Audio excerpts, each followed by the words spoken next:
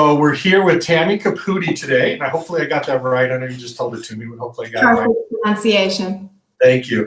And Tammy is running for City Council here in Scottsdale, and we're really excited to have her on board. I'm just checking to make sure we're there, and it looks like we are. So we're definitely live.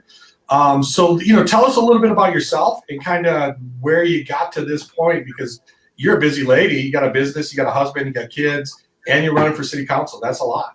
I've got a lot on my plate. I just want to start the interview by saying that I went to the dentist this morning after waiting for 3 months for that appointment.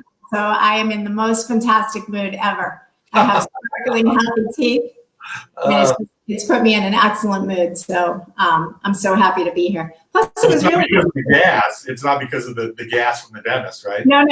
It's just a cleaning. It was interesting being at the dentist and having them, obviously dentists aren't going out of business. Right. And so we took our time. They came out, I texted, they said, it's good to go. I walked in, one by one, we got our teeth cleaned and walked out. So it was cool to see how the world is going to change and adapt and keep moving. It's a new normal. Exactly. And so as I was saying to you a few minutes ago, I'm a pretty busy person. And I love that expression. If you want something done, you give it to a busy person. So absolutely.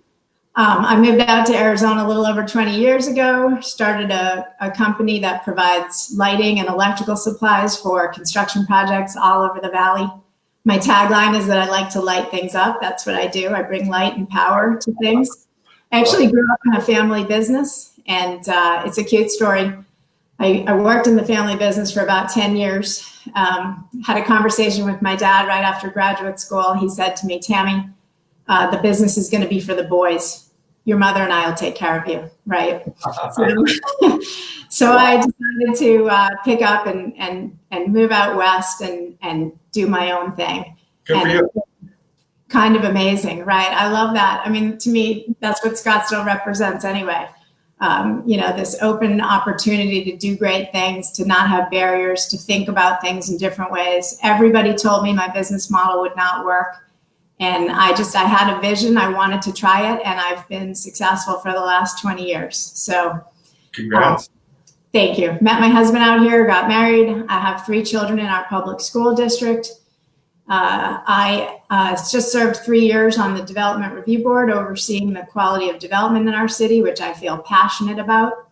I'm also the chair of an organization called SCOT, the Scottsdale Coalition of Today and Tomorrow. Our mission is to educate the community on important civic issues so that citizens can advocate on the issues that matter. And most importantly, that they can advocate with correct information and facts. Just so important to get in front of things with facts and good information before you make your decisions. That's one of the most important things to me. I think we elect council members not for their preconceived notions, but for their ability to make good decisions and have good judgment and be open-minded, to form consensus, drive collaboration and come to good decisions. So, and you need good facts in order to have good decisions. So that's a whole bunch of great stuff that we can talk about. So just kind of leading into one, which you brought up. It seems like one of the biggest challenges is you elect a city council member or mayor, and then they kind of lose touch with the public, with their constituents. So, for you, when you're elected to city council, is there a game plan to maintain that touch, or what are the avenues you're going to take to stay in touch with the people? Sure. Well, again, based on what I do every day, I'm out there in the world, right? I don't sit behind a desk. I'm out on job sites. I'm talking to people.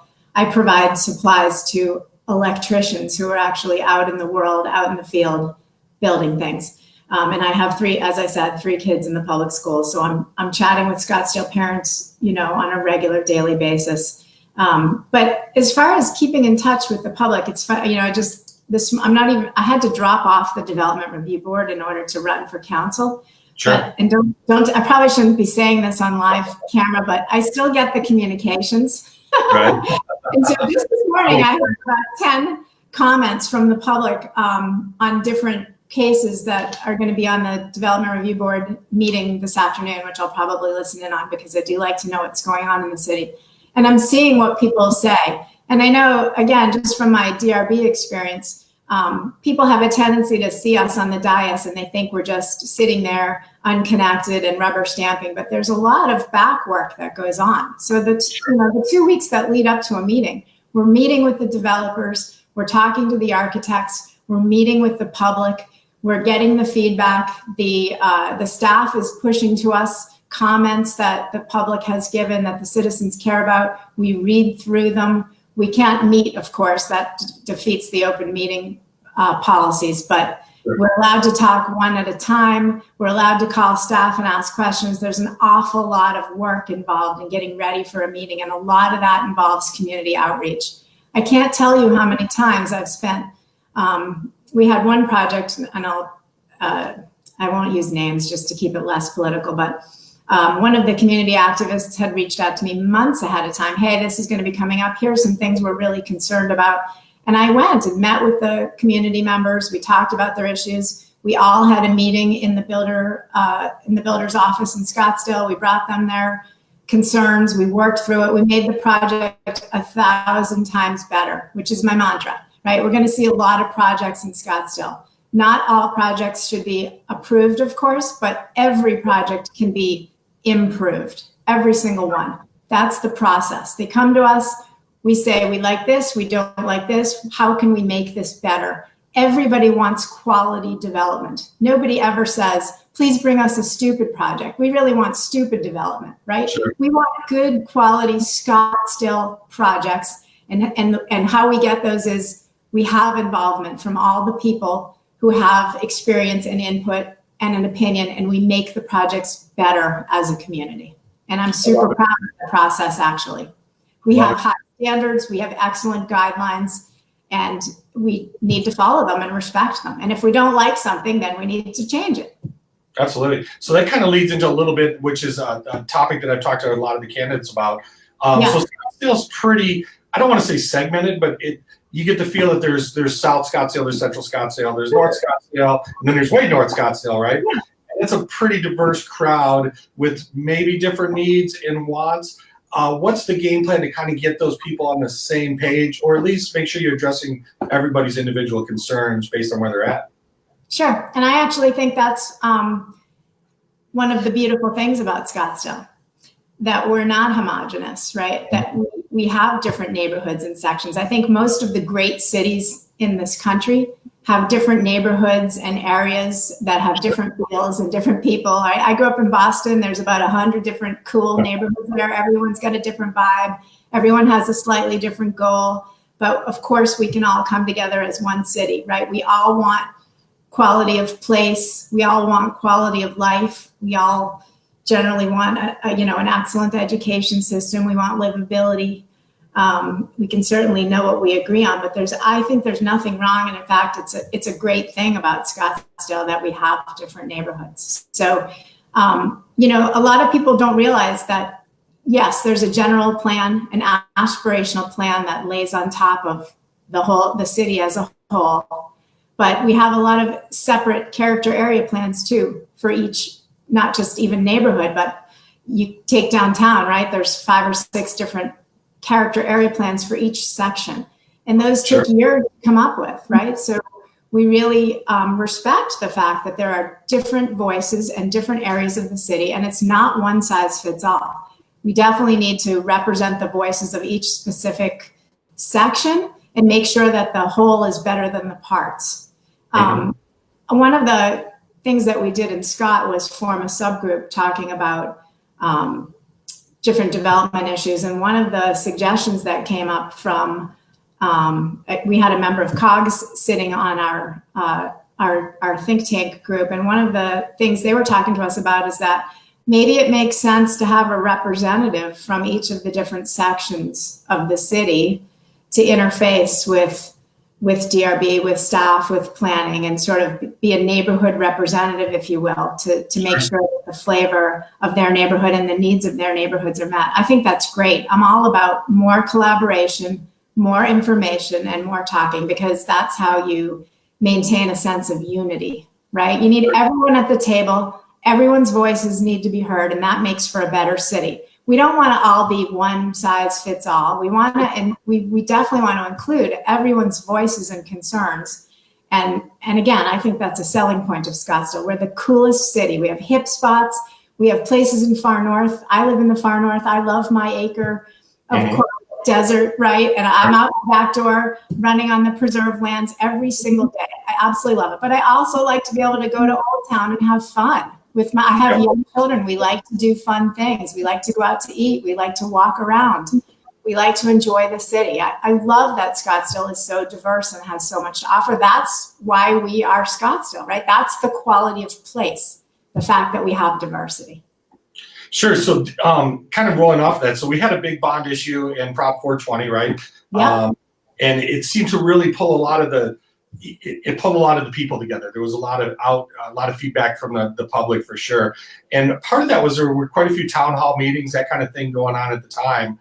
Is that something you think is worthwhile continuing, or any ideas on that? 100%. As I said, I mean, the more voices we can get, the better. I think that 420, it was a great example of a community saying we want to have a voice. It was so cool to watch people. You could sit through a DRB meeting sometimes and you look out at the audience and there's literally no one there. Same thing in the planning meetings. And most people don't go to city council meetings.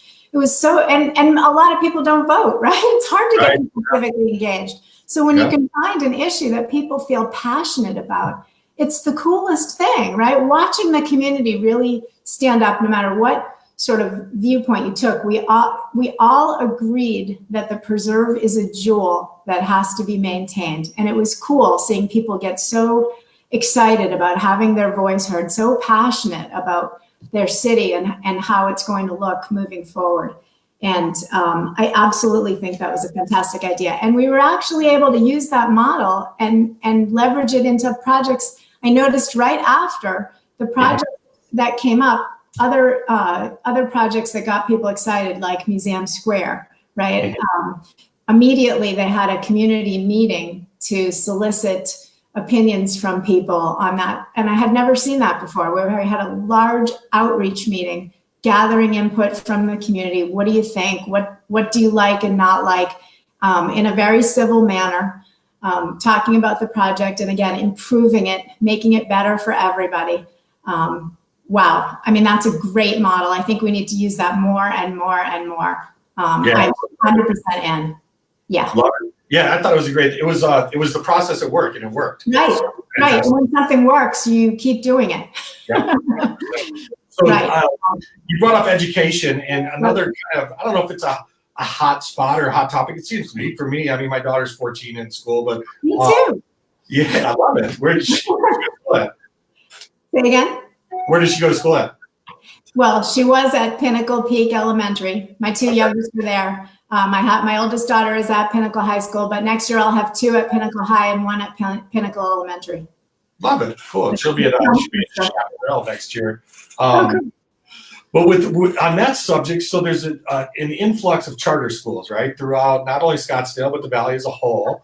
What pros, cons? How do you see that is fitting into our community? And obviously, if there wasn't a need, they wouldn't be there and they wouldn't be successful. But is it an ongoing thing that's going to be there forever, or is it something that we can do to better, to make our public schools possibly better and get out of that arena? Or what's your take on it?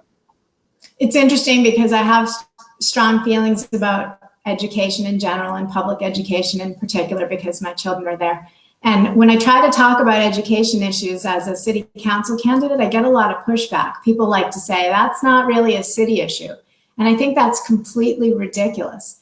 I think that as a city, again, maintaining quality of life, we have to find a way to coordinate and have consensus and collaboration with our education system.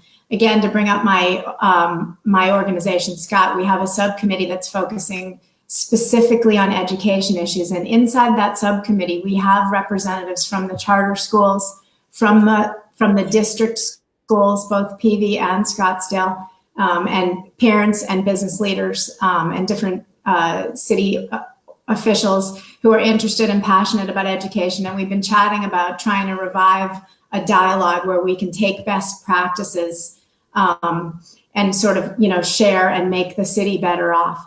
Charters is such a complicated and hot button issue. I'm not going to wade too deeply into that, other than to say that, again, I think they were originally created to, I'm all about people having choice. I think that you can share best practices. I think that's a great idea. If you charters can do certain things better, and I think if we can share that with our district schools and vice versa, and we can make all the educational opportunities better, that's fantastic.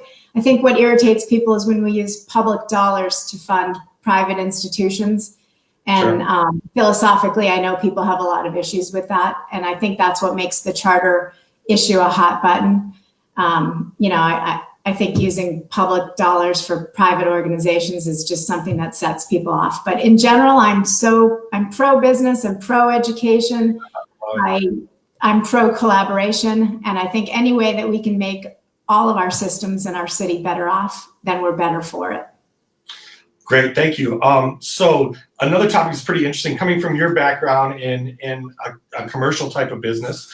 What do you feel is a good balance of tourism as a driver for our economy versus focusing on small business or manufacturing or retail?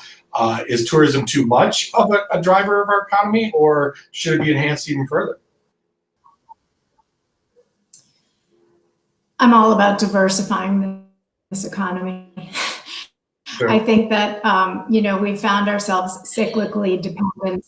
Here we are in the middle of a recession again. And when you're too dependent on one particular industry, you're at a huge disadvantage. It just makes you vulnerable. I mean, speaking from my own small company, and then I'll extrapolate to the city, I provide electrical supplies for construction projects all over the valley. If I were in a niche that I only provided to, let's say, restaurants and hotels, I would be in a world of hurt right now. But I provide a cross sector. So I do a lot of work with hospitals. I do a lot of infrastructure work. I light up the freeways and the airports and the universities, office buildings, ballparks, you name it. And because of that, I've been able to, make my way through several recessions and downturns. Construction is a very cyclical industry.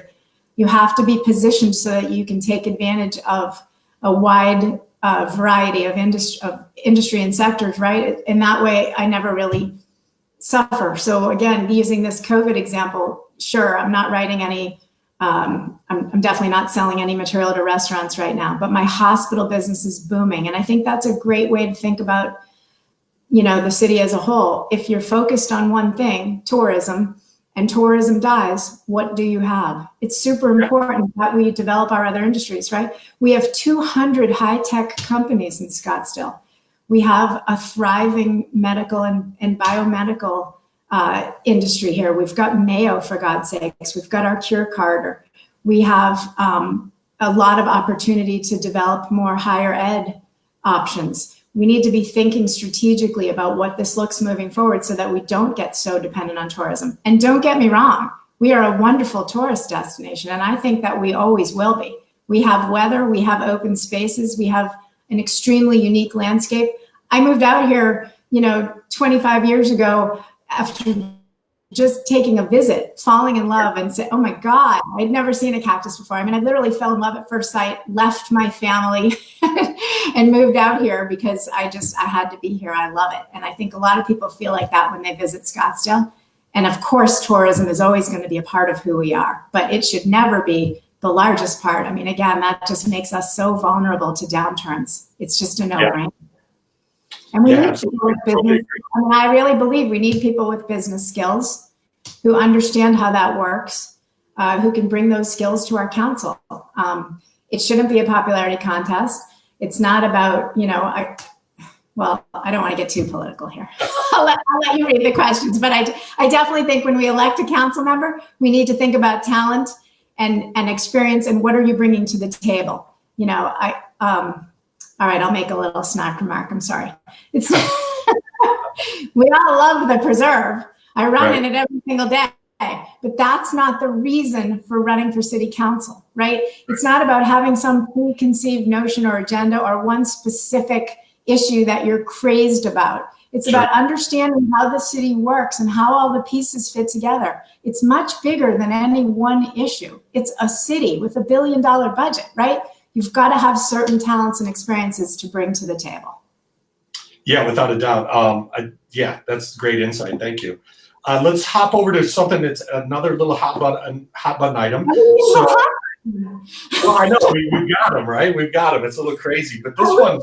To the point in this city where things weren't hot button issues, right? I mean, again, we started not with this thought that we could stop the hot button issues, that we could educate the citizens on these issues, you know, get in front of the curve so that they don't become hot button. And that would be my goal as a council member. Let's stop these hot buttons. Let's make sure that the citizens have an opportunity to be educated about these issues and to give their opinions on them before they divide us, because that doesn't help anybody. I love it. I think I'll take another hot button issue. So here it is. It's short-term rentals, right? So our short-term rentals, is that a city issue? Is that a state issue? Is it a city-state issue? Where do you see it going? You know, the interesting thing is I just read in the newspaper in the Republic today, did you see that? They said that Airbnb was going to outlaw party houses. And so as I was thinking about short-term rentals, that takes away a lot of the sting, right? Because I think the problem that people have with them is, sure, it's great for tourism that we have the freedom and the opportunity to rent out our homes for vacationers. But on the other hand, who wants to live in a neighborhood with a party house? But look, I think the problem just got solved. No more party houses. Maybe COVID-19 solved the hot button issue for us. Sure. That's kind of cool. I do believe in local control. I don't think that the legislature should be able to dictate what cities can do. I think that the people closest to the issue know best about the issue. That's my general philosophy on that. There's always this tension between, you know, freedom to use your private property the way you see fit and how you're impacting other people and their freedom to enjoy their house. And we've always got to skate that balance very carefully. And that applies to almost every issue. It's always, where does my freedom end and yours start, and vice versa. And those are issues we want to be super careful about and very thoughtful about. So here's coming from the field. So I'm a low income senior, not me. This is obviously I'm a low income senior. I'm getting there, but so as a low-income senior, one issue for me is availability or lack thereof of affordable housing. So that's across the board in Scottsdale. It's not an affordable housing city. Is there a way we can address that or make it, you know, at least for the seniors, make it better?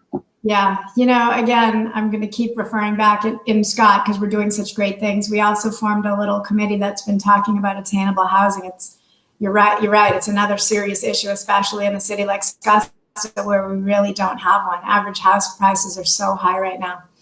I think that we read an article that was talking, I love this, talking about, you know, people like to use that term NIMBY, not in my backyard. And in order to solve the attainable housing problem, we actually need people to say, yes, in my backyard. There needs to be the political will to allow for it. There's examples all over the country of affordable housing, attainable housing being done in a way that makes sense, that fits the neighborhoods, that's beautiful, that hits the price points. But you've got to have buy-in from the community. Mm-hmm. You've got to have, you know, council and residents and developers all working together with that idea that that's the goal. When you have zoning that prohibits the ability of a developer to put in an attainable housing unit, it's just a lose-lose. It's not going to happen. So I think we need, as a community, to recognize the issue, decide which neighborhoods it makes sense in, and then have the political will to push it forwards. I believe strongly in borrowing from what other communities are doing, because one person or one city cannot have the answer. There are examples all over this country of people doing attainable housing correctly. And I think we need to do more research. We need to look at those examples, and then we need to have a community conversation. Again, where does it make sense? What would it look like? And can we get behind this as a community to do it correctly rather than just have people freak out about it. They have to say, yes, in my backyard, I want to have communities of more attainable housing. Yes, please. And then we work towards that. It's always about, getting the people on board and then making it happen, because we can make it happen. It's only our own imaginations that are keeping us from pushing forward and doing it. So, and I'm 100% on board on that. And we could have a whole other Zoom conversation about brainstorm ideas I have about how to make that work. But yes, let's do it. You know what? Yay. Number one issue once I'm on council. Love it. So you know what? I'll give huge props to you. So you're the only candidate that I recall, and I could be wrong, but I don't think I am, that had an actual answer, that had a plan, or at least a start of a process to do that. So yeah, thank you. That's and I want to say that there are possibilities already. I know one of our members is working with, there are, in the school district, there are some pieces of land that are laying vacant right now and not being used. That might be a really interesting opportunity to partner in the community with the different people who are involved and think about doing some sort of an attainable housing project. And the beauty of providing attainable housing is, of course, for seniors who are a large part of our community, but also we import a lot of the people in our community that take care of us, right? That teach our children, that keep us safe, that care for us in our medical facilities. I mean, how much better if we could incorporate those people into our community rather than importing them in and out every day? And you've got a more holistic community, and you also just solved part of the transportation problem. Too many people driving in and out. Let's just bring them all in, and we can kill two birds with one stone. Love it. So let's go to another one, and not a hot button issue, but an issue. What's going on with the general plan? And is there, do you have in your mind a process to get that, I don't want to say fixed, but just to get it done, right? Because it seems to be kind of a patchwork for 20 years. Yeah, for sure. And I think it's ridiculous to think about running a city without understanding where we're going. I think in general, people put a teeny bit too much weight on a general plan. And what I mean by that is, of course, we need to have a roadmap. The general plan is an aspirational document that outlines where we want to go as a city, how we want the city to develop, and sort of high level, what is our vision? We have people like to say, oh my gosh, we don't have a general plan, we're operating blind. And that's not actually true. We have very specific, as I mentioned earlier, character area plans that guide the development of each section of our city down to the nitty-grittiest spot. And we follow those guidelines very carefully. I think that it's important to remember that the general plan is not a zoning document. It's an aspirational document that says, where do we want to go as a city? So having said that, of course, it would be great to have the eagle view and the ant view. The general plan is the eagle view. Let's get together, like I think we're in process of doing. It's a fantastic idea to put together board and commission members who are, obviously they've got their areas of expertise, and then a large cross section of our community so that we get everybody's input. And I believe we're in process at the moment with pushing that forward, getting it hammered out, having civil dialogue, and coming up with a compromised general overview of where we want the city to go. I think we absolutely have to do that. I think we need to do it sooner than later. I think it would make people feel better. And it's a great opportunity to share ideas about, again, we have, hundreds of thousands of people in our city. Let's hear what everybody thinks and wants for the future of our city. Everyone should have a voice. Let's get it down. Let's write it down. And let's make it happen. I'm 100% in. I'd love to be involved in that effort. Love it. Thank you. So we super appreciate your time. Thank you for coming on today. Half an hour. I have so many more things to talk about. We're at 28 minutes, so we're in there. But go ahead. What do you have left that you want to go over that we didn't hit? I want to just say that I am really focused on our future. I think it's so important that we think about where we want to be as a city. I think you've probably heard that theme from me over and over. It's not about where are we today. I have young children. I'm really concerned about where we're going as a city. I don't want to have to send them away from me to go to school or to get a great job or to maximize their careers. I think it's so important that we think about what the city looks like as we evolve and move forward. Of course, Scottsdale is a fantastic place to live. Who doesn't love living here? I mean, when have you said to somebody, what do you think about our city? Oh, you know, I don't really like living here.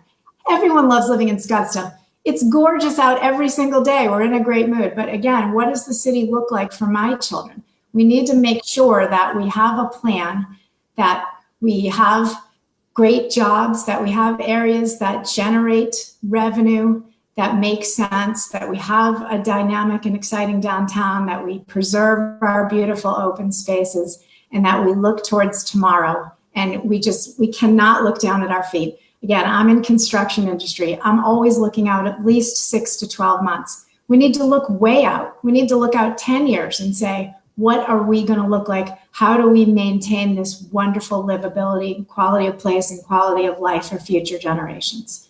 And I would be honored to serve on this city council. I'm so excited to get to work. So this has been amazing. Thank you so much for letting me be your guest. As you can tell, I love to talk. I'm a great team player too. I love it. Well, again, thank you so much for your time. I love it. I really, best of luck on the race. I love the energy and the ideas, and I'd love to see you on city council. I think it'd be great. TammyCaputi.com. Yeah, I love it. Let's get the button up there. I think you got a button on too, right? You can't see the whole thing. So the last question I'm leaving everybody with, and I think it's Monday, but whenever it is, when you and the family are comfortable and safe and ready to go out, what's your go-to restaurant, your first one? That's cute. You know, I just wrote an op-ed for the Independent, and I wrote on there that the silver lining for me in this whole crisis has been that we've actually gotten to sit down, make and eat dinner together every single night. We were a family of restaurant goers up until the crisis, and it's really forced us to sit down and have dinner at the table. And I honestly have to tell you, I'm sold. Like, I'm loving this family at the dinner table thing. I'm not sure I'm rushing back out to the restaurants. What I'm really excited to do is get back to my gym, and I'd be very happy to just pick up a snack at the Lifetime Cafe. That would make me super happy. So there you go. Thank you again. Have a wonderful day, and thanks for your time, and best of luck. I hope you get it. Thank you so much. This was so fun. You bet. Talk to you soon. Bye. Okay. Bye. Oh.